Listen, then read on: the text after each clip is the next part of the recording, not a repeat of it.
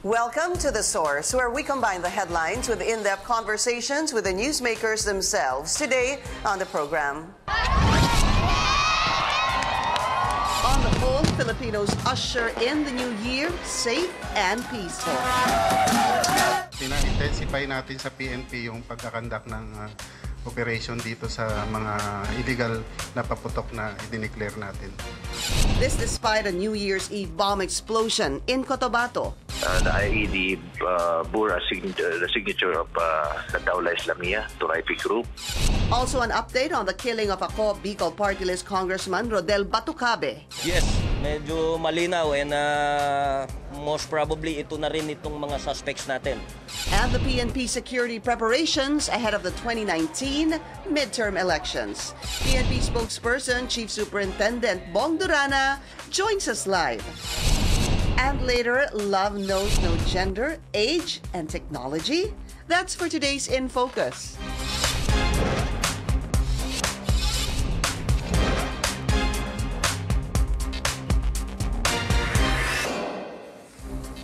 Thank you for joining us. I'm Pinky Webb. Authorities are now investigating the deadly bombing in Cotabato City. Military officials believe Islamic State-linked terrorists are behind the incident, but they are not ruling out the possibility that other groups are involved. 2 people died and 34 others injured when an improvised explosive device went off before 2 p.m.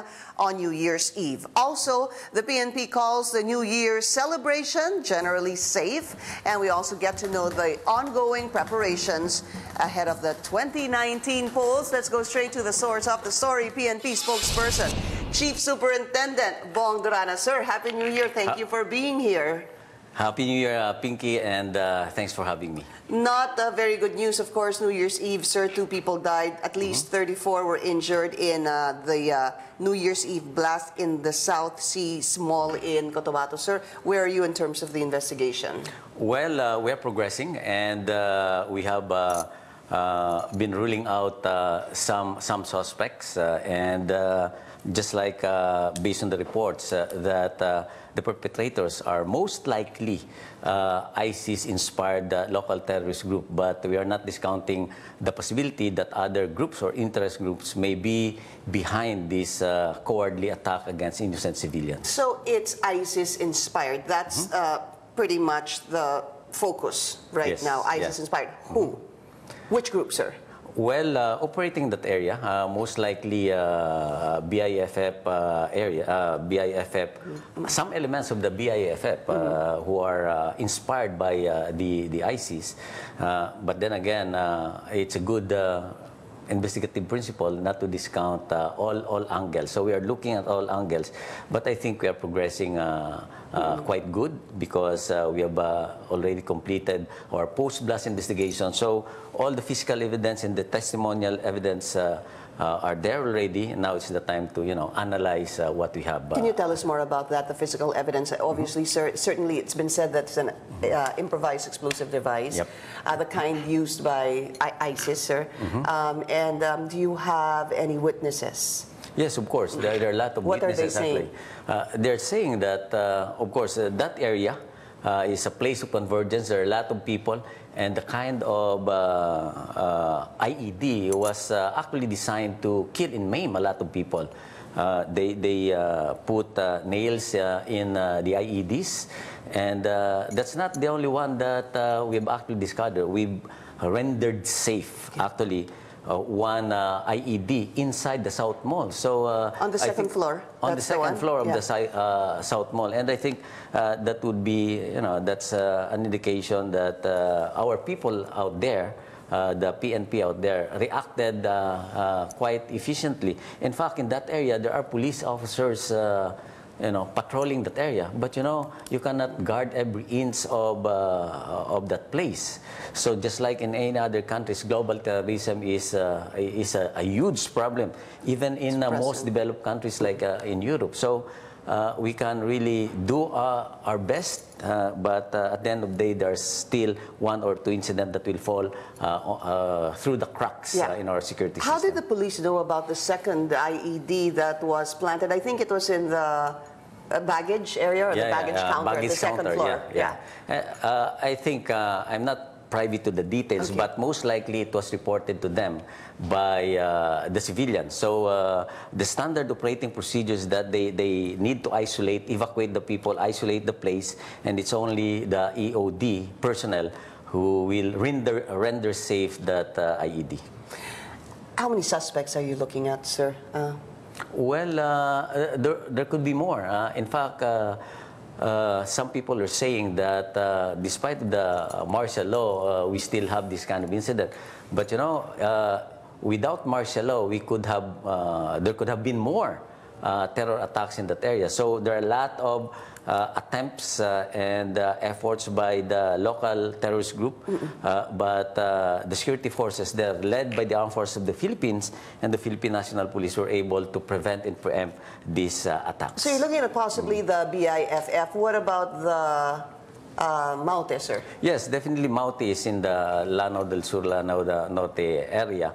And in that area, in Maguindanao area, most likely is the BIFF elements who are inspired by the ISIS, Daesh. Yeah. Which is the Dawla Islamiyah, Yes, sir. yes, Sila yung, just to understand it better, these groups are part of the Dawla Islamiyah. Yep. Okay. Yeah. So far, that's based on the initial investigation. But you know, we are casting a wider net, ika nga, so that you know we'll not be missing some areas that we need to look in. Update on those injured, sir. How are they? Do you have any information on them? So far, based on the report of the regional director, General Rasco, he said that most of those injured, the 34 who were injured, were already released from the hospital, and I think 2 people who still have yet to undergo an operation to treat their wounds. Is Cotabato on lockdown, sir? Because it was a Major General Cirilito Sobejana who said that after the incident, they put lockdown in Cotabato City. Let's listen to our interview, CNN's interview with him just a while back. Yes, actually, we are really trying to bring back normalcy immediately after the incident. But initially, we cordoned it and we even locked down the whole of Cotabato City. The operation is now normal, and we are closely monitoring any other hostile plans of terror groups, and we don't want them to succeed in their hostile activities here in Cotabato City. So there are existing threats po that you know of at this time? Yes, ma'am. We had been receiving threats even before the blasts last 31 December. Side of the police, sir, any information on threats in the area as well in Cotabato, sir? The Armed Forces of the Philippines, the Philippine National Police, have been sharing information actually. And, you know, Pinky, as you know, the place is under martial law. So definitely the Armed Forces of the Philippines is taking the lead in securing the area. So just like what General Sobejana said, it's good practice in crisis management or any crisis incident that we need to go back to normal. So that's why we are calling the people to go back to normal. While we can be vigilant, we should also be watchful but remain calm, because we don't want to let's deny the enemies of the state the luxury of causing us to cower in fear. So while we want to go back to normalcy, at the same time we should be very cautious as far as security is concerned. It's better to be safe than sorry. How do you describe the situation right now in Cotabato, sir? Right now, it's back to normal.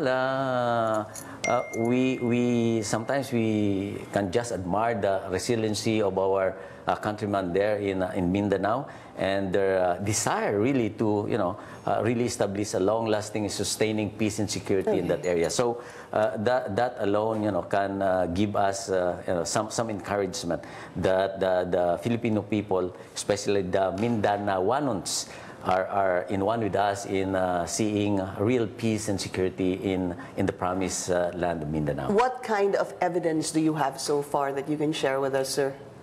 Number CCTV, one is are there any? CCTV, definitely. I'm sure there would be. Yeah, there were some footages, And at the same time, the fact that we have the reconstructed IED because the post-batch investigation was already completed. So it will give you some leads, some very encouraging leads that will point us to the suspects, and later on, hopefully, lead to some arrests. How soon do you think an arrest will be made regarding this COTABATO explosion? Well, you cannot put a deadline to any investigation, but as far as the Philippine National Police is concerned, in coordination with our counterparts from the Armed Forces of the Philippines, we want to solve it as quickly as possible and put these people behind bars. Are you positive that you will be arresting somebody soon? Well, that's why I said that our desire is to solve any case as quickly as possible, but we want to do it as carefully as possible as well. General, talk about the New Year's Eve revelry, the celebration. What is the assessment so far? It's been, what, generally peaceful? Well, despite of what happened in Cotabato City, generally all over the country, it was celebrated. The holiday season was celebrated it was very peaceful, more peaceful, and a lot safer than the previous year. So thanks to the efforts of our police personnel, security personnel, but most importantly, the cooperation of the local government units and the Filipino people. How about indiscriminate firing?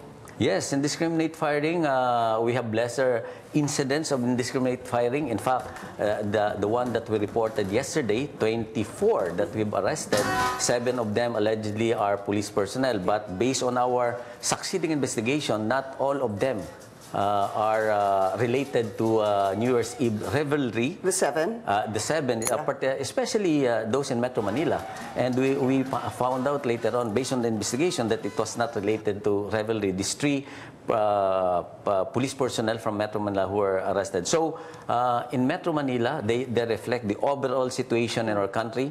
There's no indiscriminate firing so far based on our investigation here in Metro Manila. Okay, so let's clear that up. In Metro Manila, there was no indiscriminate firing, but in the whole nationwide, with regards to policemen, there were 7. Is that correct? There were 7, but these incidents are still being investigated. Okay. But that's why. But we can assure the public that the Philippine National Police, the leadership of the Philippine National Police, General Albayalde, said that there's no mercy if we found out, based after due process, we found out that indeed they fired their gun indiscriminately. We'll be taking a short break. This is The Source on CNN Philippines. Coming up, an update on the killing of Congressman Rodel Batocabe and the cases involving the Garin family. PNP spokesperson Bong Durana will still be with us after the break.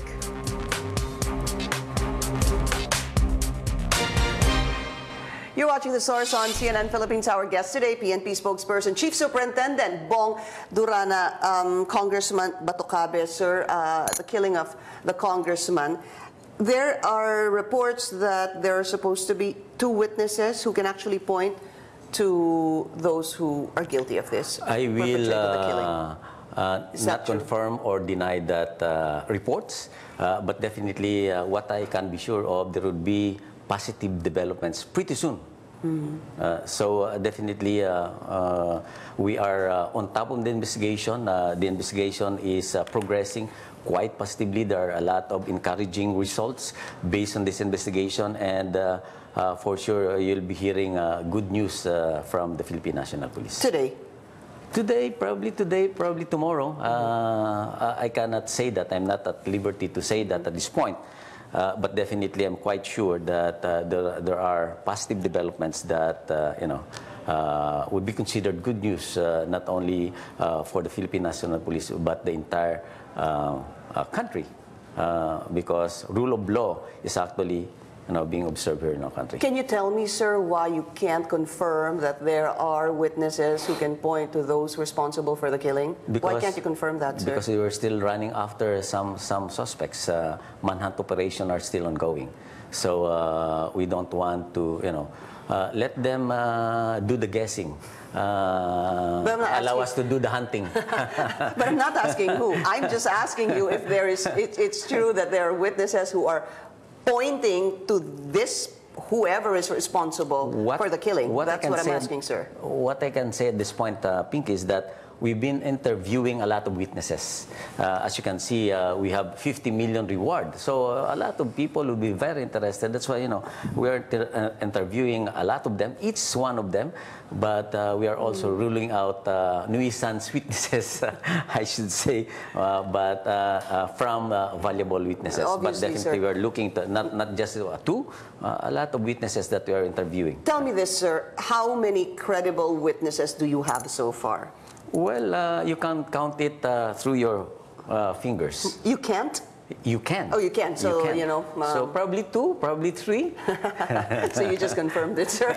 So there are about 2 or 3 who are pointing to the possible the perpetrators to the crime, sir.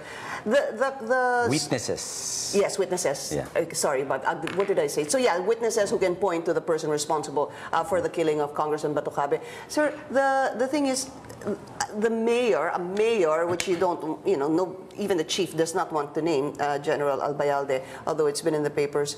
There is an angle looking into the possibility of the involvement of a mayor, sir. Where are you in terms of investigating that? Well, we are looking to all angles and all suspects and all masterminds. At this point, even if we arrest some suspects, we are not closing any case. We are still opening it because in the course of time, maybe there's some aspects of the investigation that can reveal a lot of or can put a lot of clarity into a particular incident. But this said mayor, sir, certainly has denied any involvement in the killing of Congressman Batucabe. Is that correct, sir? I think the chief of the Philippine National Police said it very clearly that he's not yet off the hook. He's not yet off the hook, sir. Let us know. I mean, give us at least a bit of information or run us through how difficult it actually is to find perpetrators of such killings. We were talking about this during the break, sir. If you have people riding in tandem, nakamotor, shoots a gun at a particular person, runs away. You don't have a lot of CCTVs. They're probably also covered. Gaano ho ba kahirap para sa police to solve or crack a case such as this? Well, it's quite a challenge. It's quite a challenge, but we can always be creative in cracking open the case. There's no limit to imagination and creativity in cracking open the case. So, with or without the helmet, we can, by the support actually of information being provided by the general public, we can crack open the case even though these perpetrators are wearing helmets or not wearing their helmets. But definitely, sir. It's a challenge. Absolutely. It's a challenge. But are you certain that communist rebels are not involved in the killing of Congressman? Well, we are not discounting that at this point because even investigators are not discounting that. But we know for a fact that some elements of the New People's Army are, styling themselves as, assassins. And it's not only in Bicol, in some other areas, Visayas, Mindanao, etc. So that's the problem that we have. So despite of this pronouncement by the CPP-NPA, we know for a fact, based on our experiences, based on our data, some of the elements are offering themselves as gun for hire by interest groups. It may be political or economic interest groups. Let me move to another topic, sir. Congressman Richard Garin and Mayor Oscar Garin, criminal and administrative cases have been filed against father and son right now, sir. And for assaulting or, ganging up on a police officer. Sir, I have a lot of questions on this. Number one is, how many firearms have been surrendered? Last I looked, it was 19.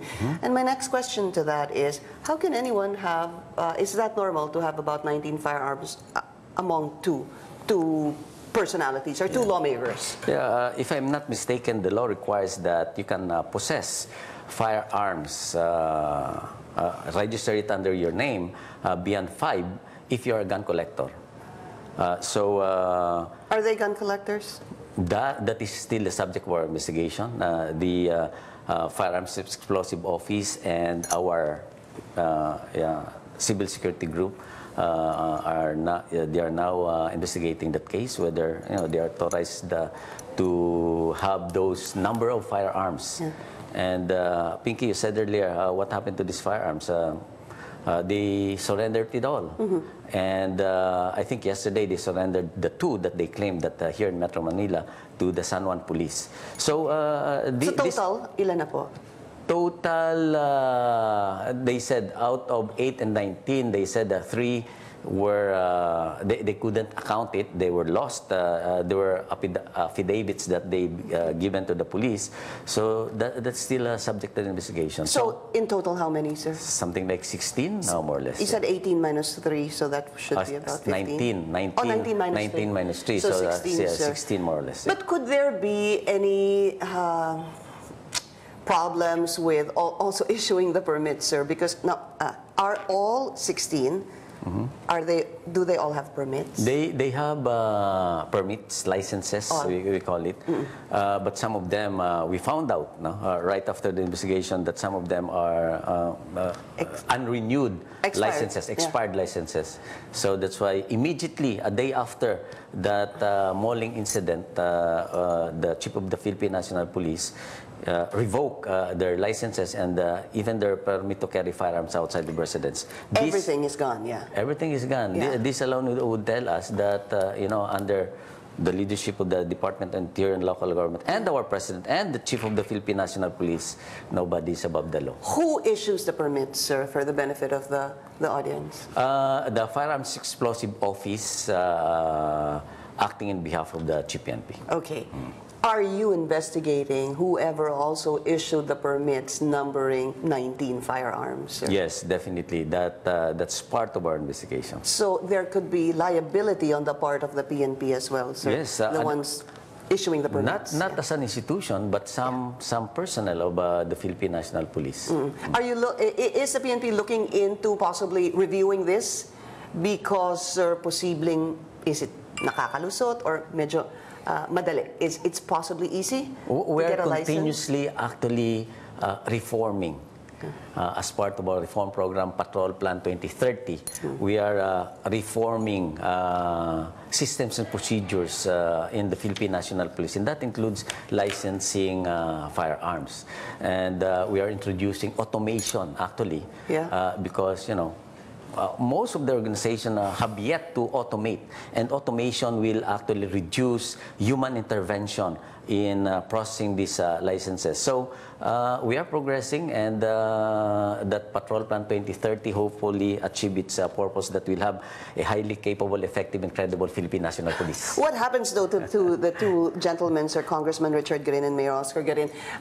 Firearms have been surrendered, permits, licenses have been revoked. Even their security details, sir, wala na po, no? Yeah. Opo. So, coming into the 2019 midterm elections, will this affect any the possibility, I don't know, safety, them possibly running again in the 2019 midterm elections, sir? Well, if Ganun ho ba yun kapag nagkaroon ka ng ganyang kaso, administrative and criminal, everything is taken away from you?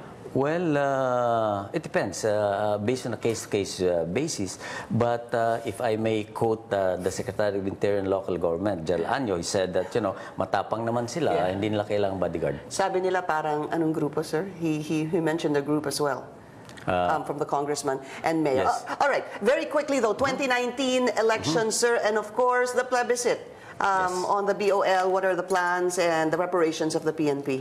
We've actually set into motion our National Security Task Force 2019 midterm election, and that includes actually the security preparation for the January 21 plebiscite of the Bangsamoro Organic Law. That's in 3 weeks now, sir. That's in 3 weeks. We have actually identified something like 9,000 personnel will be involved in securing